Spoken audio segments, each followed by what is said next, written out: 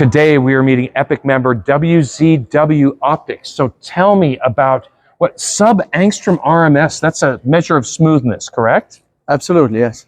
And so does that mean that this right here is smooth to the level of atoms, that an optical wavefront sensor would have difficulty finding any aberrations, it's so smooth? Yes, below 1 angstrom.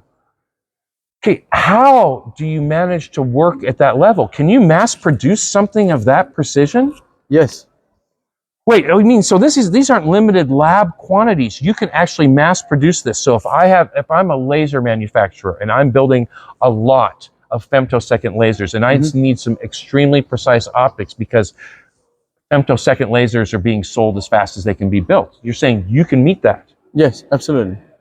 Very interesting. So so that's the sub-angstrom RMS, but these assemblies and systems up here, these are very precise. So do I take it that you're able to create these types of sub-assemblies here with different pieces of glass fused? Do I see that correctly? Yes, that's correct. 100%. Very interesting. So out of all of this, what would you say what are you most proud of here? Like, what do you think is your greatest technical achievement out of all of these incredible technical achievements? I would say a really big goal is the silver polishing process, because it's not many companies does that, and of course we have a lot of CNC machine, and we do really difficult geometries, so that is a big goal for us.